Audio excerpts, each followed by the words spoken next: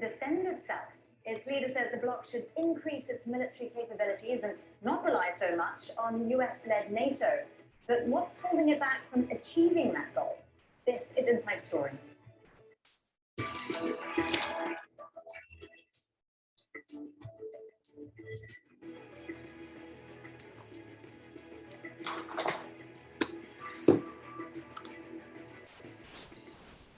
Hello there and welcome to the programme. I'm Nastasia Tay. Now, many European leaders have long pushed for a bigger military role, one that's independent of the US-led NATO alliance.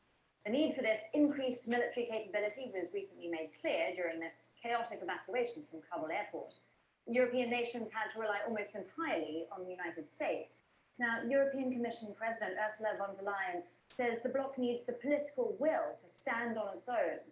She says the EU should be able to deploy a military force without relying on the US or NATO. But many in Europe have strongly rejected the idea of an active European military force, while others say the time has come for Europe to increase its military presence. But our European Union is a unique security provider. There will be missions where NATO or the United Nations will not be present, but where Europe should be. You can have the most advanced forces in the world, but if you're never prepared to use them, of what use are they?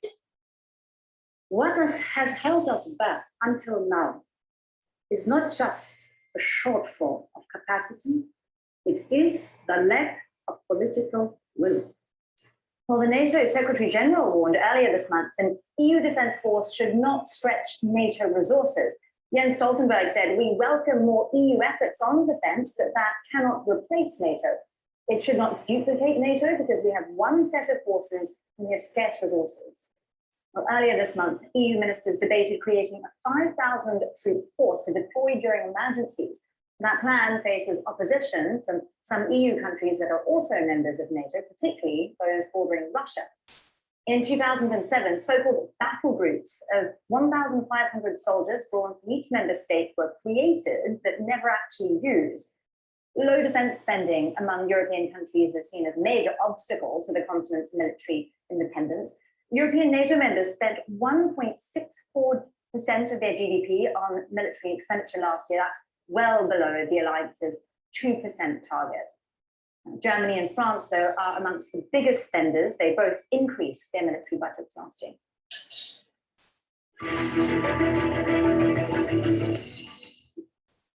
Well, let's bring in our guests now. In Brussels, we have Teresa Fallon, the director of the Center for Russia, Europe, Asia Studies.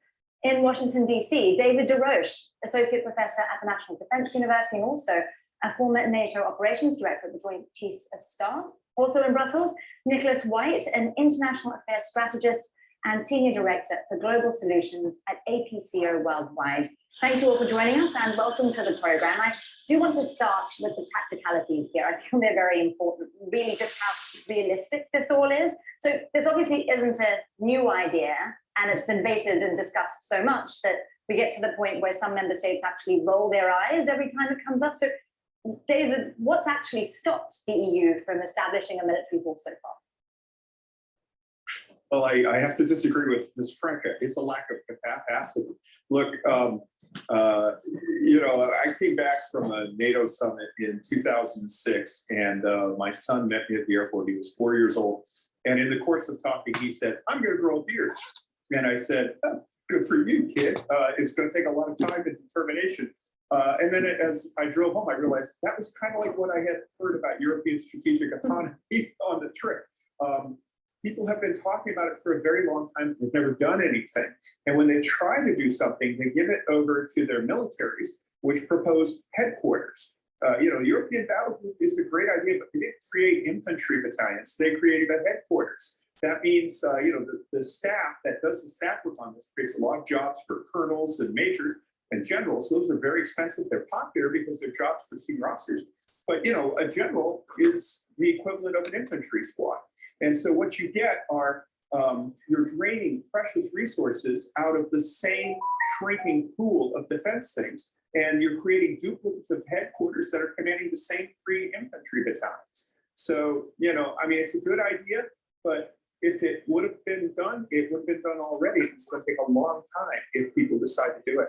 Well, surely this is all going to take a huge amount of resources as well as building the existing capacity. I'm curious, Teresa, because I could see you nodding there. You, I believe, were also part of the strategic advisors group to NATO. Now, if you're the EU, why not just actually contribute more to NATO? Or if NATO is so irrelevant, why does NATO exist at all?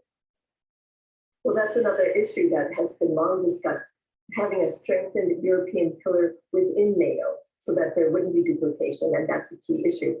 And I think right now we had the State of the Union address yesterday, which you had some tape of Ursula von der Leyen, but she didn't mention in her speech strategic autonomy. So I think that's a really important point to notice what wasn't said. It seems like France is pretty much very loud about the strategic autonomy debate.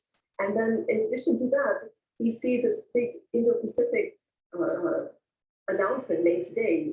Everyone had been waiting for it for such a long time. And that was kind of undercut by the US, UK, Australia, outposts, new strategic partnership. So I think that Europe is kind of reeling right now, and they're not sure what they're going to do. They've had a year where Brexit has left. The UK was one of the biggest defense providers, and they were trying to think of a way for the EU and UK to continue to work together. But because of what just happened, it's clear that the UK is working far more closely with the US and Australia. So I think the EU is kind of reeling from that as well. And today at the much touted European Indo-Pacific strategy, all of the questions, all of them were about the new strategic outputs to Australia, UK, US. So it seems that they're picking these on the international stage when it comes to defense issues. Teresa, I do want to dig into some of the Indo-Pacific stuff in just a moment. There's plenty to discuss there, but Nicholas, I want to bring you in here because we're talking about EU political will, not just in terms of finding the money to do all of this, but also in terms of spending it on the right things and also dealing with the whole NATO issue. So in your mind, Nicholas, what's actually holding this all up? There are a couple of things. One of them has been mentioned by both my colleagues already, which is the fear of duplication between the resources already going into NATO and the resources that might go into the EU. I'm a little bit skeptical about this, to be honest, because actually these are resources that are going to be used one way or the other anyway. And I'm not sure it makes such a big difference which hats the people are wearing when they're under a particular undertaking a particular mission. But we mustn't forget that there's another strand within the EU as well, which is those countries that are not members of NATO: Ireland, Sweden, Finland, Malta, Cyprus. These are not big EU member states, but at the same time, the EU is a creature of consensus, and it's quite difficult to build a defense structure that will simultaneously satisfy those like France who want to see a strong European defense and those whose national approach has been a bit more cautious and perhaps a bit more UN focused. That, and then the other issue, and again, we mentioned that France is very keen on this. Germany is less keen, and Germany, of course, has an election very, very soon. The German government that emerges from that election is going to have a very important movement. And Germany has historically been very reluctant to make any moves that are too strong in the military domain for perfectly understandable historical reasons. And I think a combination of German reluctance, failure to convince the neutrals, and fear of duplication with NATO have been the reasons that we have not seen this progress since David told his 4-year-old son about growing a beard. Your son must now be 19, by the way, David, so I wonder if he's tried yet. And he has a beard. Well, we'll see if the EU manages to get a beard. I do want to ask you all about the timing of this, right? Because as you just alluded to there, Nicholas, there are not just one crucial election in Germany, but also very crucial elections in France. And so, well, both Germany and France were the proponents of this idea to begin with, and clearly the French are much more keen on it right now. And I see that Macron is the person who's supposed to be chairing this EU Defence Summit early next year. That's a nice opportunity for him to be quite prominent and flex some muscle. So, Teresa, let me ask you then, is there the political will for this? But some member states, as we've been hearing, obviously not very keen. Well, that's the key question. Is there a political will? We saw that France left Afghanistan 6 years ago. They're also preparing to leave the Sahel, which will give an opportunity for Russia to come in there. And so they are leaving the stage. And the fact that Macron infamously called NATO brain dead hasn't been missed by many analysts. And after the NATO summit, the communique, which every T, every I is carefully vetted beforehand, there are no surprises in any of that. Macron said, it was the first time they really mentioned China several times in a communique. So we saw that Macron afterwards said, I never saw China in the North Atlantic. So it was kind of a strange comment to make. And I think that there's questions about the reliability of some of these partners. We saw at the Munich Security Conference, Joe Biden, who has always been attending this, actually attended the first time as president. It was done virtually, but his speech wasn't really very warmly received. At least that was the impression of many analysts. And both Macron and Merkel said, we do not want to join any sort of counterbalancing democratic force against China. So I think that the newest developments kind of show that, well, all right, if you're not with us, that's fine, you've made your choice. At the same time. Okay, hi everyone. And let's go back to the class here. And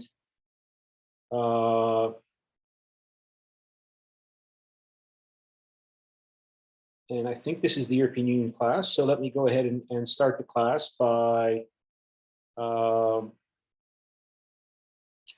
to the course website and doing the attendance and get that out of the way. And add smart attendance. And your number is 634. 634 is your smart attendance number, 634. So 634 is your smart attendance number. And I assume we'll continue here for this 1 hour class. And okay, so I'm going to record the class in case somebody wants to watch what they've missed. So the first part of the class I want to talk about is the first drafts of your midterm. So, of course, if you got your midterm in by the deadline, then I was able to respond and send comments to you. If you're sending it late, I will get to it obviously before you sign up for the before you meet with me next week, because you're going to sign up for the conference sessions. So make sure, let me talk about those conference sessions that I have posted so that you can sign up for those, so you can see that. So let me go to Google Drive, and you can see here under the Google Drive that this is the sign up sheet where you can, in Google Docs, write in your name where you would like to meet with me for your conference session next week for 30 minutes to talk about your first draft. And so I posted that yesterday. I assume you have to, I have to let you know it's there so that you can go ahead and sign up. So I'm letting you know now it's there. So go ahead and sign up for a conference session. And okay, so that's for you there to sign up. And let me see, when is the next, remind me, when is the next, debate by a student in our class? And so we can see that the next debate is not for some time. If you haven't signed up for debate, you need to do that, because everybody should do the debate. And so I think we still have a couple people that haven't signed up for debates. So make sure you sign up for your debate if you haven't signed up for debate. And okay, and then I want to also talk about the grading expectations on the final draft of the paper. That when you submit, well, let's go back and look at the assignment again. And so we go to midterm, and you see the first draft, and it said that you're going to submit the final draft of your paper for grade on Saturday, October 30th is the deadline. And I'm going to put a grade on that. And so I want to tell you now, oh, by the way, just keep in mind, the first draft should be, again, some of you in different classes have gone way over the 500-word limit. I understand it's your first draft, but that final draft, I'm not going to read over 550 words. I'll just stop at 550 words. So in terms of the text that's in the body of the paper. So if it goes over 550 words, I'm not going to read it. And there, again, the reason I'm insisting on that length limit is because that's really useful in terms of having the students learn the material in the class. If you have to keep your expression limited in size in terms of word length, it means it requires of the writer to really clearly understand what he or she is trying to say, and therefore to clarify in the writer's own mind the ideas that she has in her mind in saying what needs to be said within that 550 word limit. And I have to tell you again, I'm asking you to do the same things I have to do. I have to write papers as well, and I always have a word limit. That well, not always. There's one publisher of my articles that doesn't have a word limit, but the more impactful publisher that has a wider, well-known reputation that I publish on another set of journal articles, they always require that my papers be no longer than 8,000 words in length. 8,000 words in length, which means I have to be very specific in my points. So I have to clarify in my own mind the concepts and ideas I am using, which, as I try to do that through writing, draft after draft after draft of paper, it clarifies in my own mind what is floating in unexpressed, unarticulated, unformed fully yet in my own mind. So that's why the limit is important. The limit is important because it really forces you to be very clear in your own mind what your thoughts are, what your point is. And so we learn through this process. And of course, also we do it through drafts of papers. We do it through writing drafts of our papers. And same true for me. When I write papers, I write draft after draft after draft, and work on it for a long, long time, going through it again and again and again, making it clear. And then I submit the paper somewhere for evaluation, for consideration for publication. And then two people whom I don't know and who do not know me, college professors whom I don't know and who do not know me, then go through my paper and critique it. And then I have to revise the paper again. So yeah, this draft writing process is really useful for learning the material information from the textbook, from not just the textbook, from all sources. And again, make sure you're using this information from at least 3 different chapters. So, but to go back to the, I should say 3 different chapters from the first half of the course, the chapters we've covered so far. And this week we're covering chapter 10, which is public opinion. And before we get to chapter 10 and representing public opinion in the European Union, I want to talk about the final draft on the paper. And the final draft of the paper will be due Saturday, October 30th by 7 a.m. And how am I going to grade those papers? Well, let me show you how I'm going to grade those papers. I'm going to grade those papers according to this draft schedule. Let me make sure you can see this. So go back to Zoom and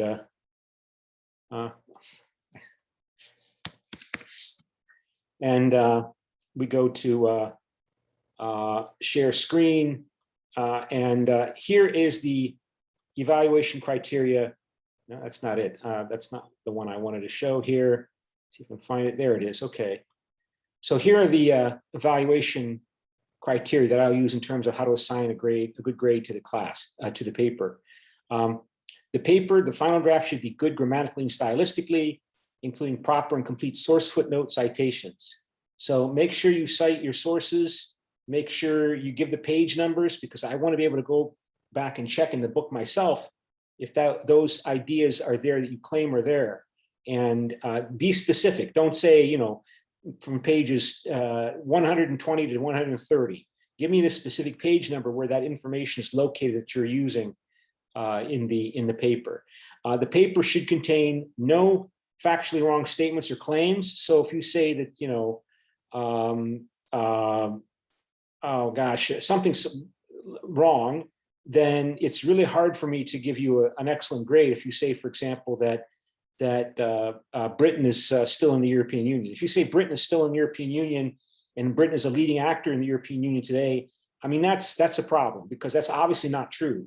And so the paper should contain no factually wrong statements or claims that lack proof. Anything you claim or state or write in the paper should be supported. That's the point about scholarly writing. Any claim or statement you make, you have to prove it, and you have to prove it with evidence. And that evidence comes in the form of using and citing specific information from scholarly sources.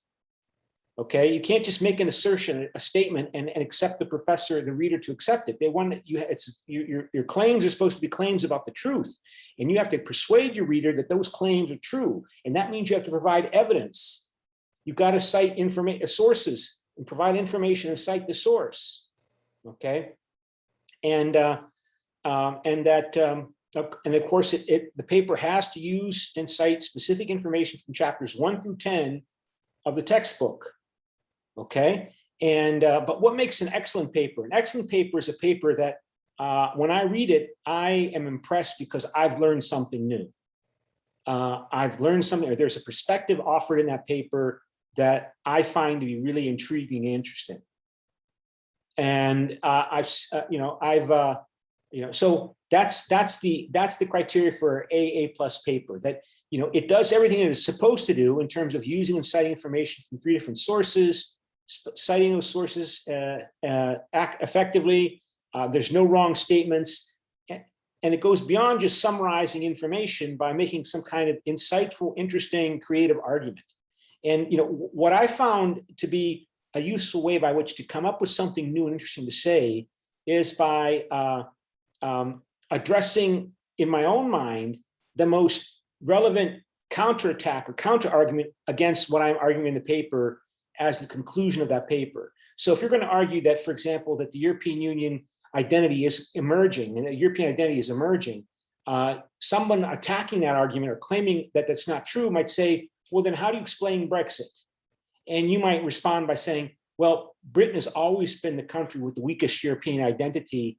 And when they were faced with a crisis of the increasing integration of the peoples of Europe into the European Union to create a true Europe, we saw, of course, that Britain's ambivalence, which has always been there about European Union, came out most effectively, most accurately, because the European Union is really moving forward to create a true European Union.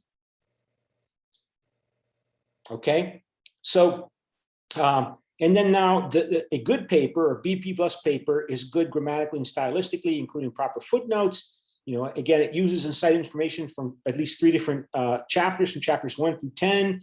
It contains no factually wrong statements, and it supports its thesis well. It's just a good summary. Okay. This is where you start to get a problem. If you do not use and cite specific information from at least 3 different chapters, from chapters 1 through 10, the highest grade you're going to get is a C+. Okay, so if you only use information from 1 different or 2 chapters, maybe you cite the chapter 1 information, chapter 1 twice, that's still only 1 source. That's still only 1 chapter. Okay, so make sure that you follow that requirement. And then poor paper goes on further down and so on. Okay, so those are the criteria that I'm going to use to put a grade on the final draft after we talk about the paper. So does anybody have any questions? And if nobody has any questions, we'll go back to the notes for this week. And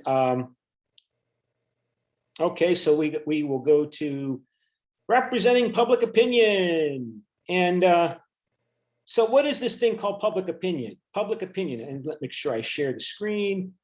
Public opinion. And Europeans have ambivalent attitudes regarding the European Union. So before we do that, Owen Tech, you're the only one so far that has registered for the class. So I'm going to ask you to do a little in-class exercise by yourself and ask you to, let me see if I can find the paper here. So let me open up the exercise I want to do here. So we've talked about the European Union. We talked about the United Kingdom leaving the European Union. Let me ask you, Ontek, do you think, how do you respond to this question? That someday, the United Kingdom will return to the European Union. Do you think the United Kingdom, Britain will someday return to the European Union? Can you hear me? Yeah.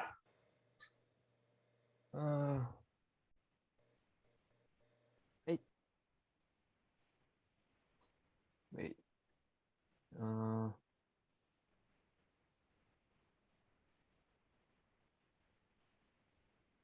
Well, you can go ahead and think about that. Let me show you what the article that came out in today's New York Times or yesterday's New York Times. Britain is going through some difficult problems right now, economic difficulties right now. This news report from yesterday notes that Britons are lining up for gas. People in Britain are lining up for gas, staring at empty grocery stores, shelves, paying higher taxes and worrying about spiraling prices as a grim winter approaches. So there's gasoline shortages in Britain. Stores are not keeping up with supplies of certain items in the food. But at the same time, the Conservative Party is meeting in England and it's meeting in Manchester. It's having its annual conference. The Conservative Party of Boris Johnson is having its annual conference in Manchester this week.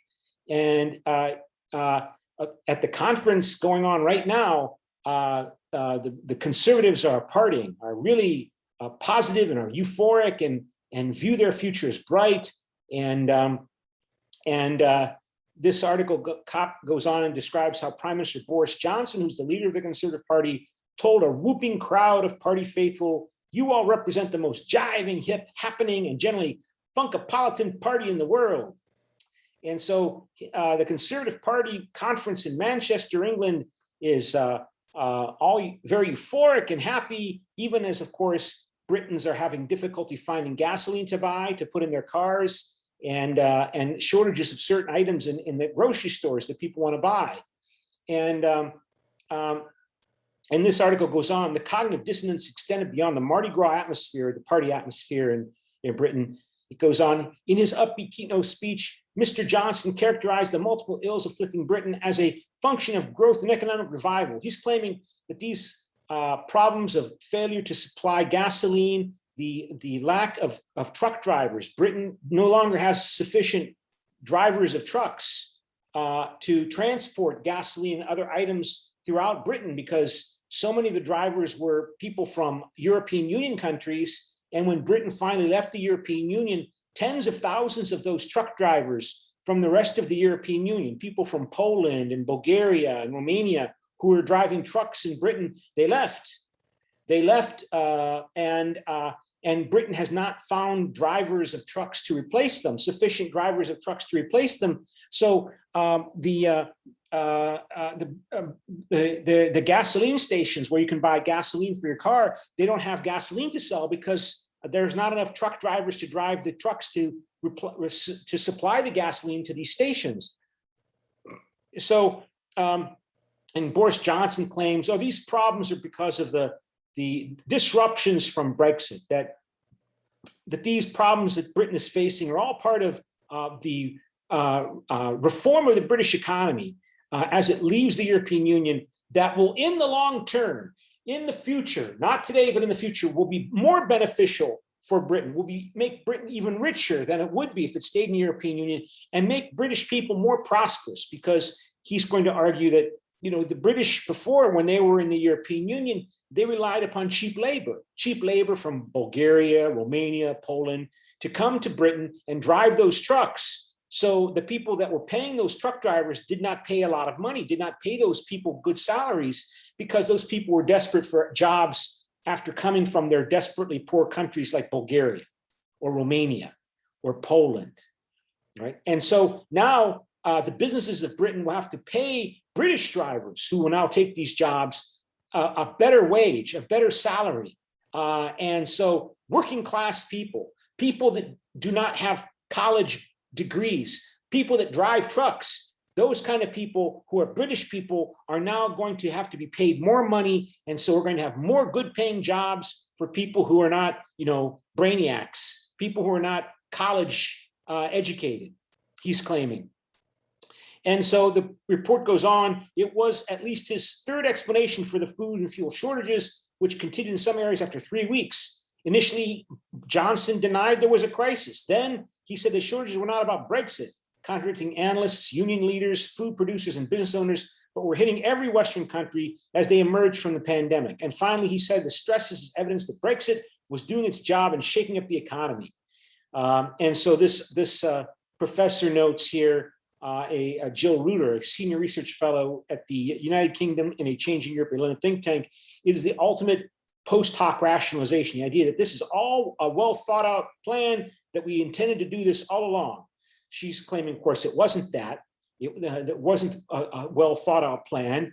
It was all responding to immediate public opinion pressures in Britain and election competition among the different parties. But of course, Boris Johnson is claiming, oh, this is all, we knew this was coming. We knew this was going to be the immediate stress of Brexit. But of course, it's going to work out better for British people in the long term. And Boris Johnson is able to exploit. He's a very popular figure among Brexit supporters, people that wanted to leave the European Union. And of course, he likes power. He likes winning elections. So he'll say anything. In his history, you see he has incredible ideological flexibility. In other words, he doesn't have any core beliefs. He says whatever needs to be said for him to win power, win elections. This article goes on. Few politicians have either the indomitable cheer or the ideological flexibility of Mr. Johnson. So it's hardly surprising that he tried to put the best face on Britain's run of bad news. He remains utterly in command of the Conservative Party. So he's utterly in command. He dominates the Conservative Party, sort of like how Donald Trump in the United States continues to dominate the Republican Party. And the Conservative Party has an 80-seat majority in the parliament from its December 2019 elections, and comfortably ahead of the opposition Labour Party leader in opinion polls so far to this time. But these shortages of gasoline, that has been an issue for only 3 weeks. And so Johnson is blaming British businesses. He says, you British businesses, now you have to start paying British men and British women good wages to be truck drivers instead of relying upon cheap labor from Bulgaria and Romania and other poor European Union countries. Companies and previous governments reached for the same old lever of uncontrolled immigration to keep wages low, Mr. Johnson said. The answer is to control immigration, to allow people of talent to come to this country, but not to use immigration as an excuse for failure to invest in people, in skills, and in equipment, the facilities and machinery that we need to do their jobs. And again, I wanted to highlight how this reference to Singapore on the Thames, that was the portrayal that pro-exit, European Union exit campaigners during the Brexit campaign term they used to describe the future of Britain outside of the European Union, that Britain would no longer be limited and constrained by the social democratic, social welfare policy requirements of the European Union and the regulation by the European Union in Brussels of so much of the economy to create a single market with one common set of rules and regulations for this vast, complicated European economy, that instead Britain would break out of the European Union and be free and flexible in its economy to attract global investment from all the big companies and countries from around the world, so that, like Singapore in Southeast Asia, Britain would become Singapore on the Thames River. The River Thames is where London is located, right? That model is worlds away from Singapore on the Thames. The catchphrase once used by the intellectual authors of Brexit to describe an open, lightly regulated, business-friendly hub that they said Britain would become once it cast off the labor laws and other shackles of Brussels. Nobody's talking about removing labor law now. Indeed, Mr. Johnson may soon move to raise Britain's minimum wage. So, of course, now Britain is talking about Boris Johnson is talking about British businesses, being forced to raise their wages on their workers, but at the same time, the Singapore on the Thames image implies that there's very little labor protections for people in Singapore, right? And it goes on here that still he's very popular. Since Mr. Johnson's landslide election victory in 2019, the gravity in the Conservative Party has shifted decisively towards protectionism and anti-immigration policies. That was the message that helped the Tories lure disenchanted working class, former labor voters in the industrial Midlands and north of England. So the Conservative Party, which used to portray itself as the party of business, has now become the party of working class, anti-immigration voters. It's no longer the party of business. And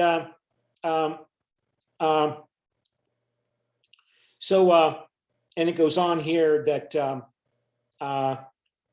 he's claiming that British businesses and like don't treat their drivers and their workers not well, and now they have to treat them better.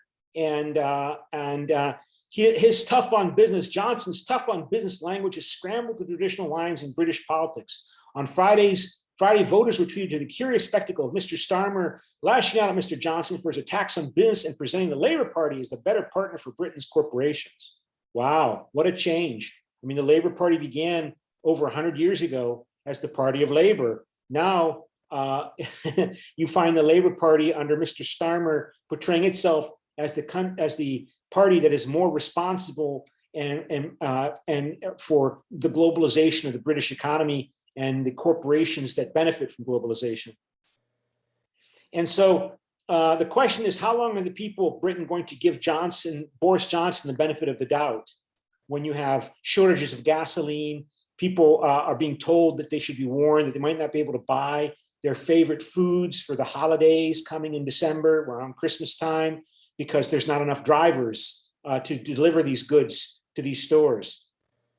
And this is partly, of course, because of the Brexit, of leaving the European Union without a very effective plan for negotiating a leave out of the European Union. It was done as rapidly as possible. It was done in a hurried manner. It was done without most of the details being thought through. And now we see the consequence. Shortages of gasoline, long lines, the concern that you will not be able to buy your favorite foods in December for Christmas time because there's not enough drivers. And so back to the question, Untek, someday, how do you respond to this? Someday the United Kingdom will return to the European Union. Will the British public opinion change and become supportive of returning to the European Union? Neutral or agree. It's a Why? middle of them. Why? Why do you say that? There's not a right or wrong answer. I'm just curious as to what you think. What you think about this? So why are you between 2 and 3? I don't know how exactly long it will be someday, but now I think the Britain's withdrawal from the European Union was probably because of the confidence that it could get along well on its own. Yeah.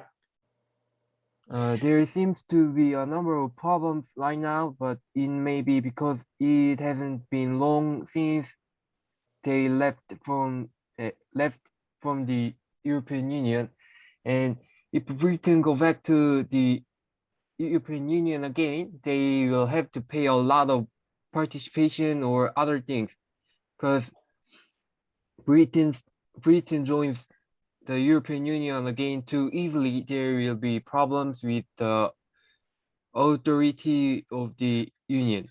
Therefore, even if they participate again, it will be 5 and 10, maybe 5-10 years later, I think. Yeah. I think, yeah, good job. I mean, I'm interested. It's interesting what you say, and I would think that I typically ask people to write down these ideas, and I should have written down my ideas here, but that takes too much time. My response is that in response to what you said is that I think it's unlikely because it's humiliating. They would have to admit that they made a mistake. And maybe they made a mistake, but we're talking about nationalism. We're talking about national pride. And and there will always be those strong elements in the ruling class of Great Britain that are opposed to Britain being in the European Union. And they will appeal to the British voters and the British people not to admit that they made a mistake, not to submit to national humiliation.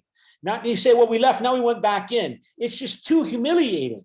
And although they should be back in, and economically it would be beneficial, it's going to be too much of a controversial issue for, I think, British nationalism to permit Britain politically, allow Britain politically to move as a collective state towards going back into the European Union. And so I think that what we could see,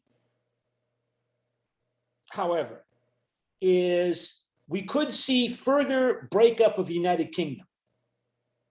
We could see that, in these news reports, and these are news reports coming out every day now, that there's no comments about Scotland, in the north part of the United Kingdom. So let me go to Wikipedia and open up a Wikipedia page, and just to show us the United Kingdom, have a map of the United Kingdom. There's no discussion about Scotland, and Scottish nationalists generally would like Scotland to leave the United Kingdom, and to and let me see if I can find a nice map here. Yeah, this is let me and go back to share, and here you see a map of United Kingdom, the United Kingdom of Great Britain and Northern Ireland. So this island is called Great Britain, and this is Northern Ireland. And Scotland, it doesn't really show you the border here, but Scotland, let me see if I can find a, yeah, okay, here is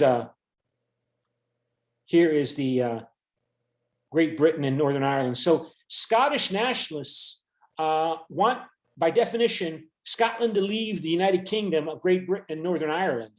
And they have been a significant power, but they have never had enough support to get agreement that they would leave, Scotland would leave the United Kingdom.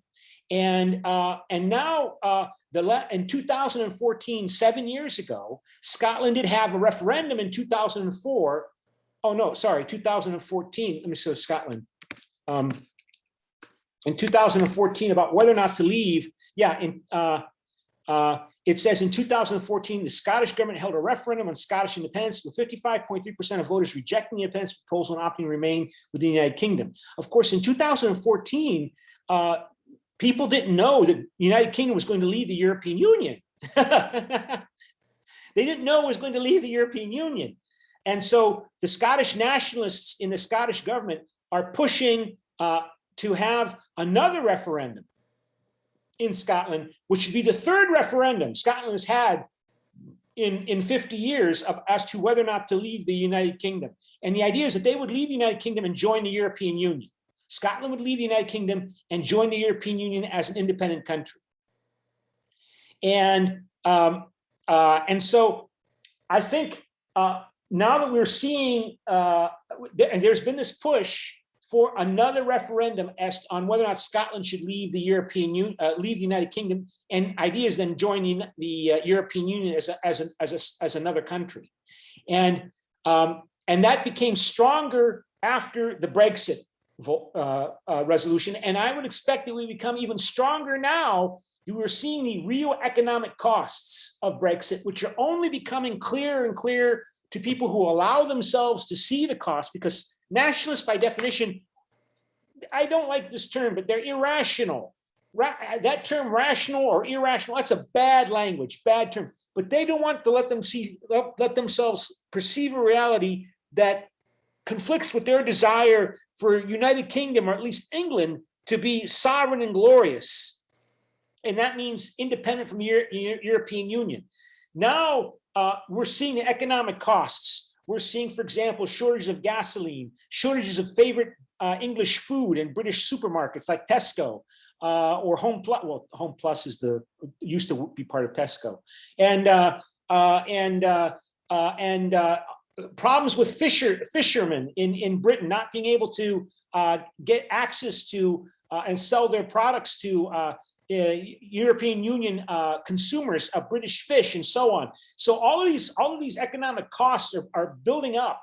And I think it's becoming more and more possible that we will see another referendum in Scotland as to whether or not to leave the European Union and Scotland to join, Scotland to leave the United Kingdom, and then Scotland would to join, try to apply to join the European Union. And I could imagine how the Scottish nationalists would say, we are doing this in order to save Great Britain, to save the United, in fact, to save Great Britain, because Great Britain, again, Great Britain is, Great Britain is the name of this island. This is Great Britain, right? England is part of Great Britain. Scotland is part of Great Britain. Wales is part of Great Britain. And this is Northern Ireland. So if I'm a Scottish nationalist, I would probably argue that if we leave the United Kingdom and join the European Union, we'll get all of the benefits for our identity as Scots, to feel proud as Scottish nationals, being recognized. But we will also have access to the European Union resources and markets, and that will allow our country, if there's only like 4.5 million people live here. I mean, there's only like 4.5 million people live in Scotland. 55 million English people live here, like 4.5 or 5 million people live in Scotland. About 1.5 million people live here in Northern Ireland. And I can't remember how many people live in Wales. But if they join the European Union, they would be able to be a transition border between the European Union and England, because this is about English nationalism. Scotland overwhelmingly voted to stay in the European Union in the referendum 5 years ago, in the Brexit vote. And Northern Ireland is having troubles as well, because this area was a site of civil war until 30 years ago. And 25 years ago. Yeah, 24 years ago. Between the Catholic Irish nationalists who want this territory to join Ireland here, the Republic of Ireland, which is in the European Union, and the British Protestant nationalists there. So they're about close to the same size now in population. And we see a worsening conflict among these groups here because of the breakaway of United Kingdom from the European Union, and the United Kingdom putting up a border here, a tariff border here, so that this area de facto remains in the European Union, even though it's not officially in the European Union, by putting up a tariff border here between Great Britain and Ireland. And that is making the British nationalists nervous and angry. So there's lots of turmoil. There's lots of turmoil to come in the United Kingdom. But I cannot really, it's very difficult for me to imagine how England is going to allow itself to admit that it made a mistake, because it's humiliating. And that's highlighted in this article that I showed you here, where, see if I can show it, Little England. I think it shows up there. Yeah, I should have highlighted this here. Here is who's Mr. Portes? I don't know who this person is, but it goes on and highlights how contradictions between the protectionists and free marketers have run through the Brexit movement from the start. I describe it as Little England. In other words, England, England, England, we love England, versus global Britain, Great Britain.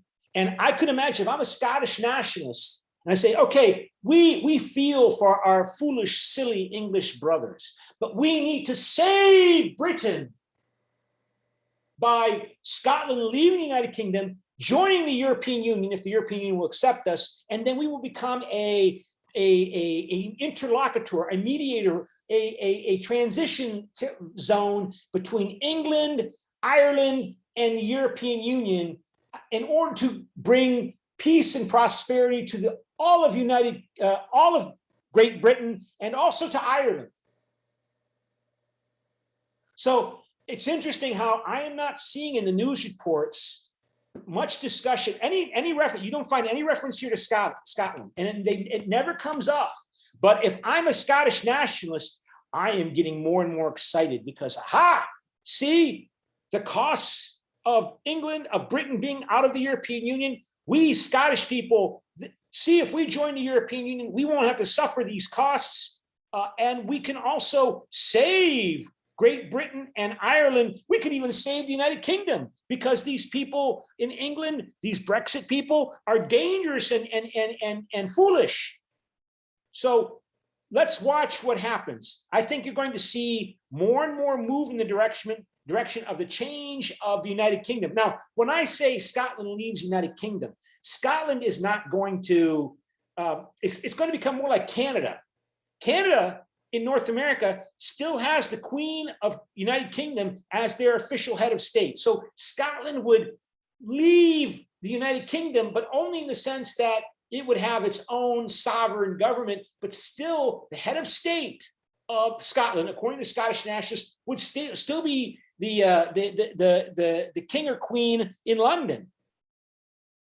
So Scotland will become more like Canada. That's what I'm trying to say. Scotland will become more like Canada in relationship to London and England. And I can imagine that. And I can imagine that also being favored as a way by which to pacify or keep Ireland stable, so we don't go back to violence there. And keep in mind, as I'm telling you these things, I'm thinking about what I learned years ago, back in the 1980s, when Margaret Thatcher in 1984 came up with what was called the Hastings Accord, when she was Prime Minister of Britain, to create, and it's never been fully developed, but to create a council in which you would have Scotland, Ireland, England, and Wales create a special council, those four parts of the United Kingdom, to create a special council to oversee the affairs in Northern Ireland.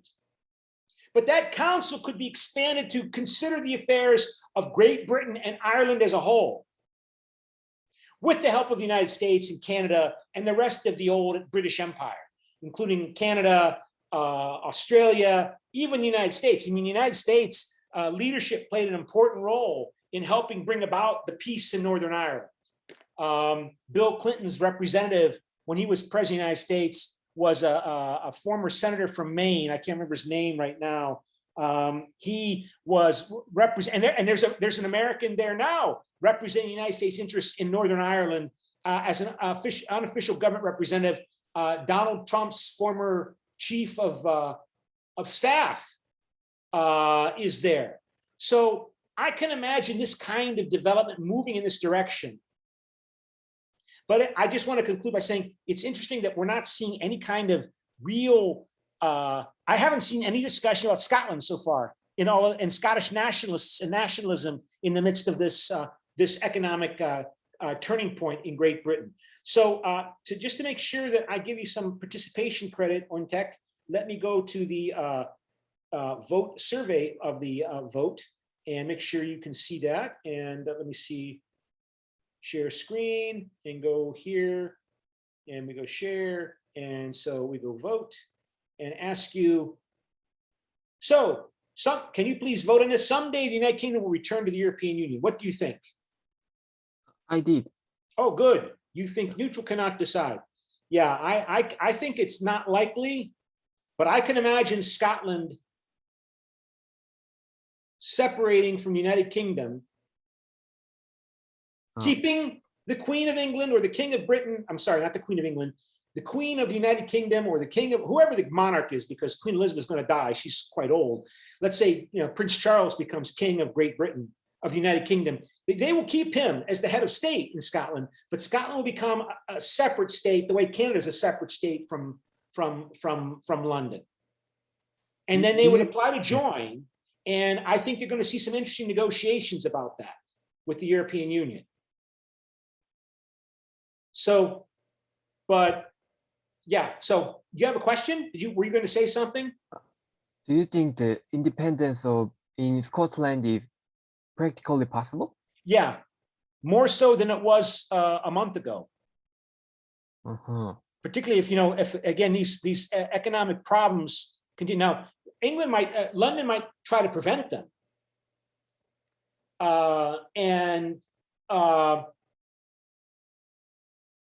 but the point is, Britain, let me say this, United Kingdom is going to change constitutionally. It's not going to be the same.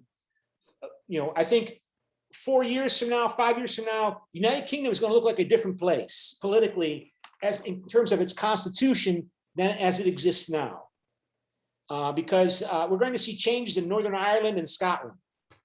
What kind of changes? I can't be completely certain. We're going to see some changes because the real economic costs of Brexit are now becoming clearer. And Scotland can try to portray itself as a savior for the people of Great Britain and Ireland by taking the initiative to keep Great Britain and Great Britain's ties to Europe, and even as Northern Ireland probably becomes de facto more and more integrated into the Republic of Ireland, because the Republic of Ireland is still part of the European Union, right? So things are changing. Things are changing in the United Kingdom. And okay, so and we only have a few minutes, so this is all a discussion about public opinion, and I wanted to reemphasize a point I made earlier, that we really can't understand public opinion unless we understand nationalism. And let me see, I'm trying to find those notes. Let me see if I can find those notes again. And I think that's the notes. Yeah, let me see if I can open those up. And well, I think what I have to do is I have to go to the notes and then click on it like this. Oh, okay, so you can see it, right? So nationalism is a challenge. And how much do people feel European? Do Germans and French feel more European than English people? Do Scottish people feel more European than English people in the island of Great Britain? These are the kinds of questions we're trying to address. And I think you can answer that question only to the extent to which people as groups act in ways that reflect their belief in that identity and the strength of that identity. So are Scottish people going to become more and more European as the English people become more and more anti-European now that they've left the European Union?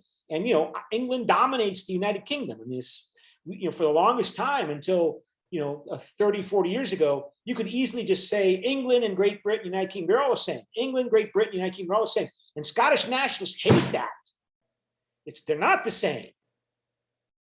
And now Scottish nationalism has a chance to exploit this pro-European attitude more so, because now there's real economic costs that you can see from Brexit, that people are experiencing. And so referendums are one way by which you try to determine what is the opinion of the people in Europe, if you include United Kingdom in Europe.